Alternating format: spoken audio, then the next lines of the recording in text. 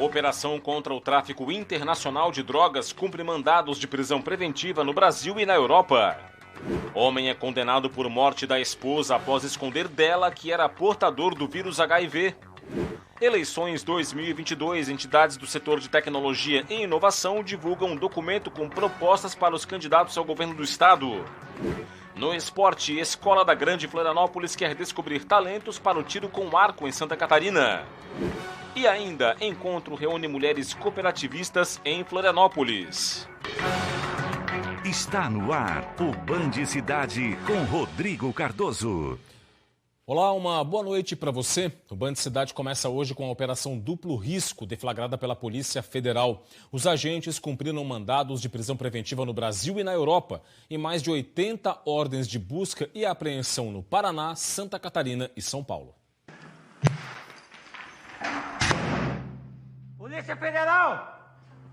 A Operação Duplo Risco foi deflagrada na manhã desta terça-feira pela Polícia Federal, pelo Centro de Operações Especiais da Polícia Civil do Paraná e pela Interpol.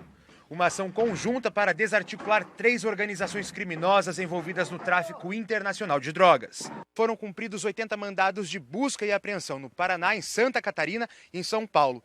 Também foram cumpridos 7 mandados de prisão preventiva aqui no Brasil, além de 2 na Espanha e 1 em Portugal.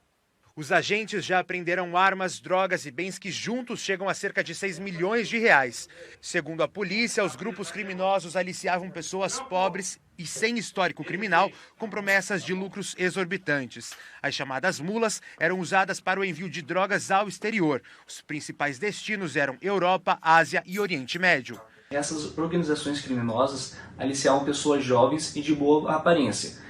Pegavam um rapaz e uma moça, simulavam um casal para tentar ludibriar os órgãos de fiscalização, tanto no Brasil quanto no exterior. Os suspeitos vão responder pelos crimes de tráfico internacional de drogas, organização criminosa e lavagem de dinheiro.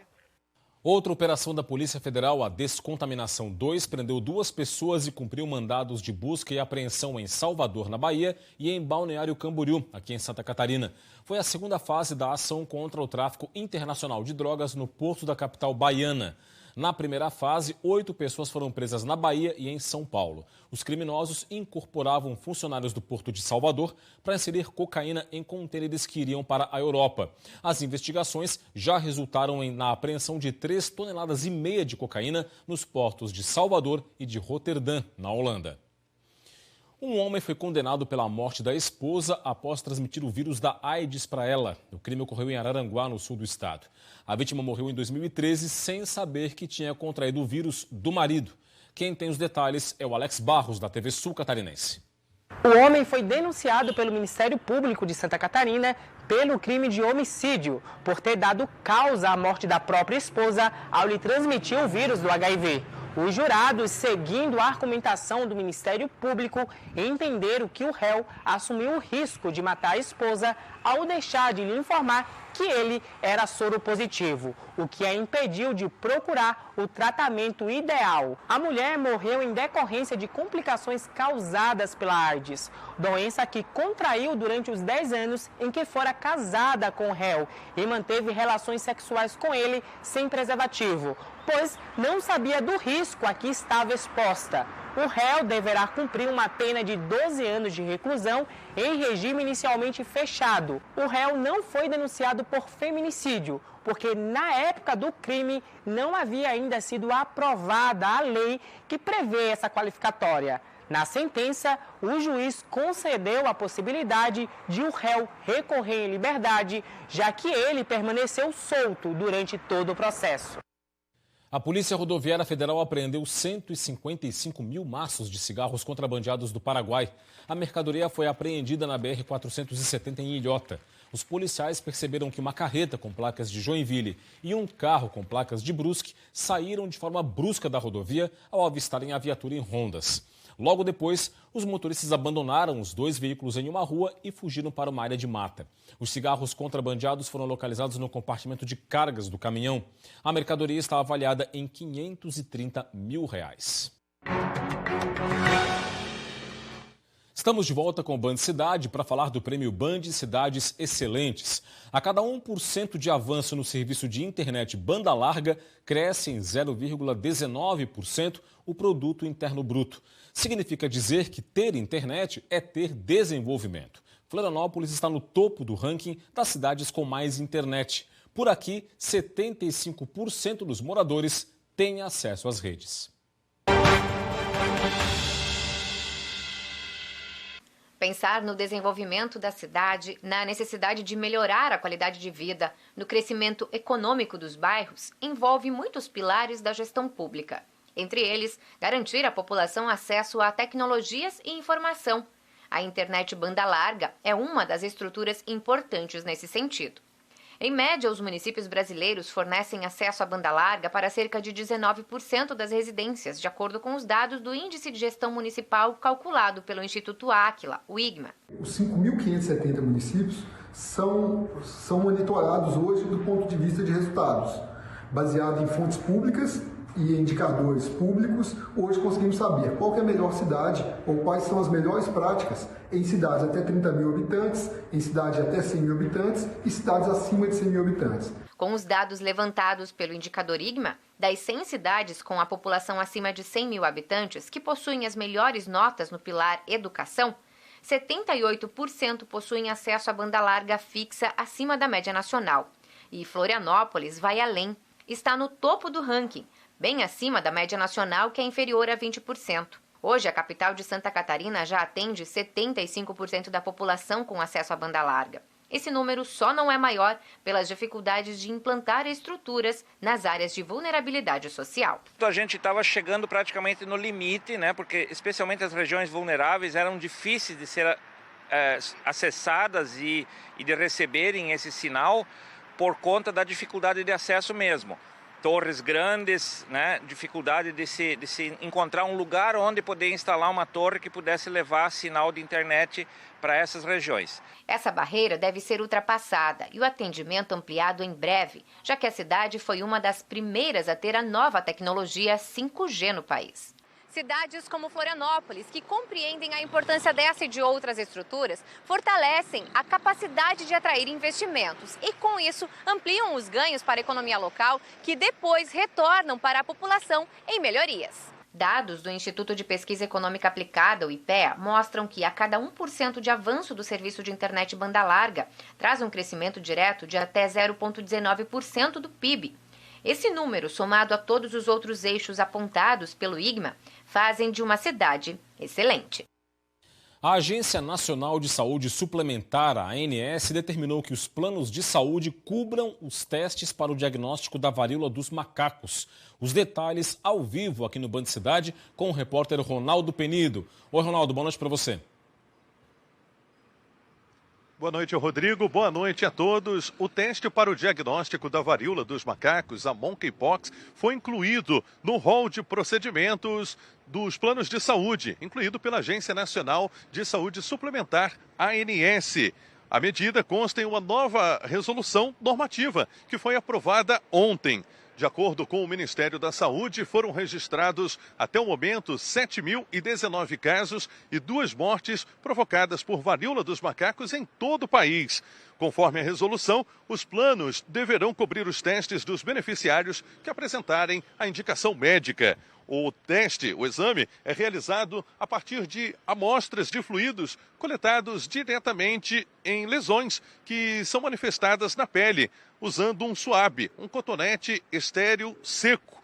As análises permitem detectar a presença do vírus que causa a doença. A transmissão da varíola dos macacos ocorre por contato direto, como beijo ou abraço, ou por feridas infecciosas, crostas ou fluidos corporais, além de secreções respiratórias. Voltamos ao estúdio do Band Cidade.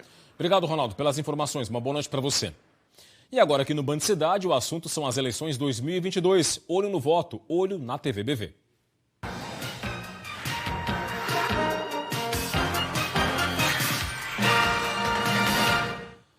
Olha, entidades ligadas à área de tecnologia e inovação divulgaram um documento com propostas para os candidatos que disputam o governo do estado. A ideia é fortalecer uma área ainda mais estratégica para Santa Catarina. O documento foi assinado pela Associação Catarinense de Tecnologia, a ACAT, e pelas entidades parceiras regionais e representa os anseios de um setor que responde por mais de 6% da economia do Estado. Entre as principais reivindicações estão a criação de um gabinete de inovação ligado ao governador e transversal às secretarias, o fortalecimento da Secretaria de Desenvolvimento Econômico, a destinação de recursos da Fundação de Amparo à Pesquisa, a FAPESC, para o setor de tecnologia e inovação, a criação de um programa amplo de formação de profissionais de tecnologia, a utilização do CIASC como ferramenta de inovação para o serviço público estadual, compras públicas de produtos e serviços de inovação oferecidos por empresas catarinenses, recursos de fomento via bancos públicos para empresas do setor, a utilização do Sapiens Park na capital como um ativo estratégico de inovação estadual e a participação da ACAT na governança dos centros de inovação estaduais. E os candidatos ao governo do estado participaram ontem à noite de um painel promovido pelo Conselho de Entidades Empresariais de Santa Catarina. Participaram do evento os 8 candidatos cujos partidos têm mais de 5 representantes no Congresso Nacional. Cada candidato teve 10 minutos para uma apresentação com base em 2 pautas solicitadas pelo Conselho das Entidades. Projetos previstos no plano de governo para estimular o desenvolvimento do setor produtivo em todo o estado e compromissos para melhorar a qualidade de vida da comunidade de Joinville e região. A apresentação foi feita em ordem alfabética.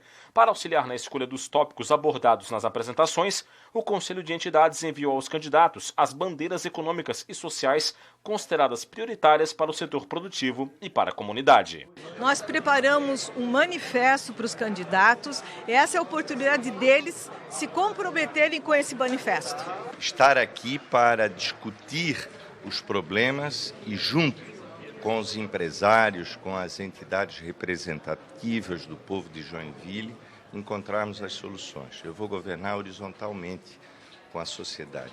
Essa região vai ter o maior número de terminais portuários do Brasil, só perdendo para a concentração de São Paulo. Portanto, nós temos um futuro em matéria de logística extraordinário. Nós temos muitos desafios para o novo governo.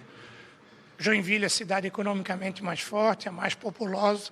Ela é fundamental a saber exatamente o que fazer, agir rápido e trabalhar muito. Faremos um governo em direção e apoio aos municípios, principalmente esse município pujante, que precisa de apoio na mobilidade urbana, que precisa apoio do seu principal hospital, que é público, porém é municipal, o Hospital São José. Dá a todos os empresários, a associação, a GEURPEM, CDL, todas as associações, a CIF, né? A nossa palavra de compromisso com Joinville, o prefeito Adriano já sabe disso.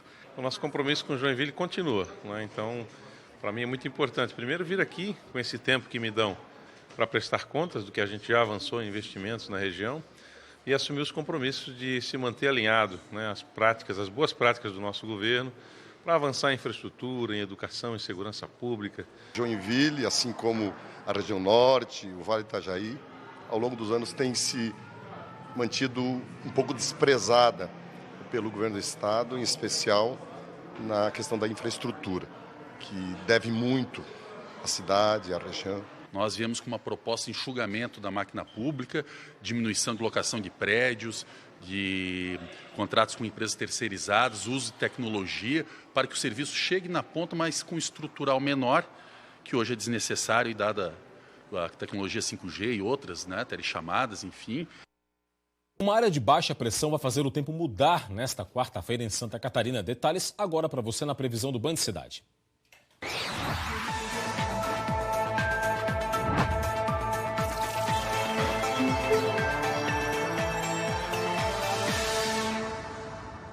A quarta-feira vai ter muitas nuvens em Santa Catarina, com chuva entre o extremo oeste e o norte do estado já a partir da manhã. Ao longo da tarde e da noite, essa condição chega às demais regiões. As temperaturas passam por pequena elevação no estado. Em Florianópolis, mínima de 13, máxima de 20 graus. Em Blumenau, variação entre 15 e 21. Em Lages, mínima de 9, máxima de 20. E em Chapecó, mínima de 12, máxima de 21 graus. Hora de conferir o que é destaque no portal tvbv.com.br. Aqui no telão do Band Cidade, o destaque vai para a Justiça Catarinense, que negou um recurso para um morador de um imóvel ilegal. Isso é em Naufragados, extremo sul da ilha de Santa Catarina, um imbróglio jurídico de há muito tempo. E a destaque principal no site, no portal tvbv.com.br. Você acessa, fica muito bem informado, aponte a câmera do seu smartphone para o QR Code que está na sua tela e tenha acesso ao tvbv.com.br com essas e muitas outras informações.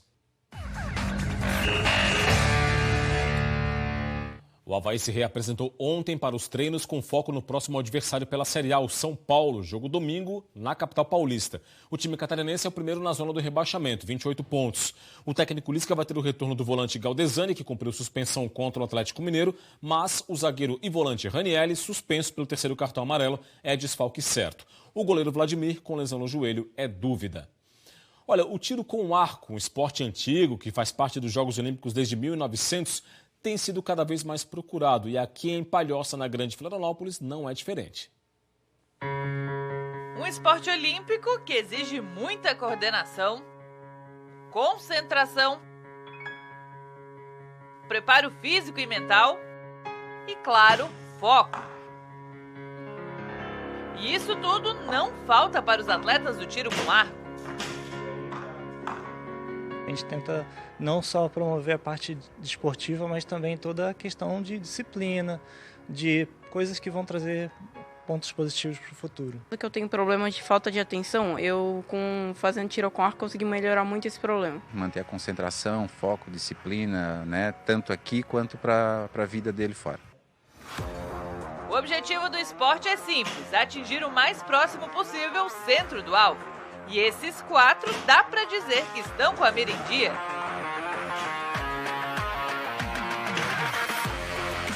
Apesar da pouca idade, eles já acumulam algumas medalhas. A mais recente conquista foi a dobradinha da equipe no Campeonato Brasileiro Infanto-Juvenil, disputado em Maricá, no Rio de Janeiro, em julho. Pedro ficou com o ouro e Dene com a prata. E nas mistas, Dene e Aninha conquistaram bronze. Foi uma experiência incrível. Eu não achei que ia ganhar medalha, mas eu acabei ganhando bronze na dupla mista.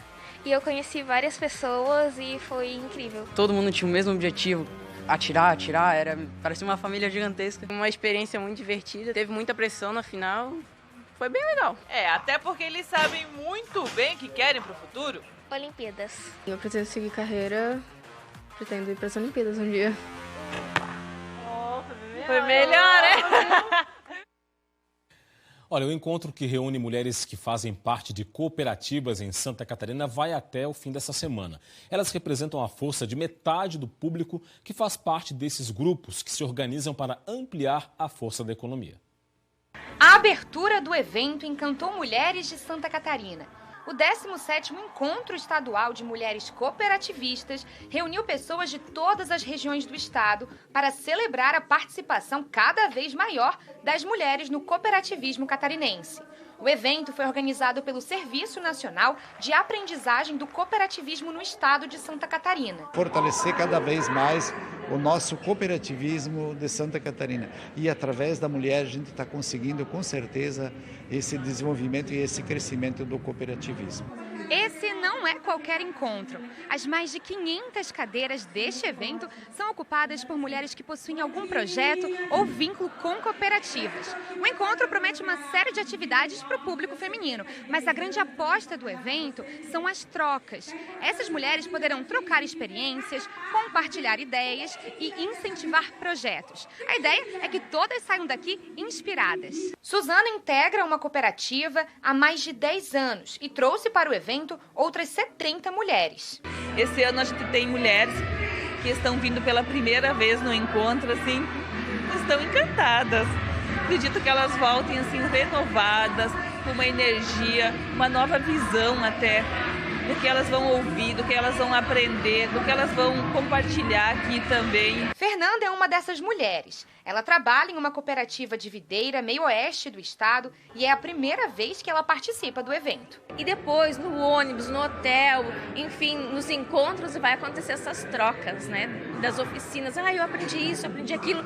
E é isso que o cooperativismo traz, essas trocas, né? O cooperativismo é muito forte nisso. Esse é o maior encontro das cooperativistas do país e acontece depois de 2 anos com atividades e oficinas disponibilizadas apenas online. Os 4 dias de evento pretendem reunir mais de 1.000 mulheres catarinenses. No estado, quase metade dos habitantes tem vínculos com cooperativas. São mais de 3,5 milhões de pessoas. Metade desse grupo é composto por mulheres. O evento segue até sexta-feira, dia 24. Até lá, serão realizadas oficinas e palestras com temas voltados ao mundo feminino, empoderamento e solidariedade. O espaço Sou Arte vai integrar o evento por meio de apresentações artísticas.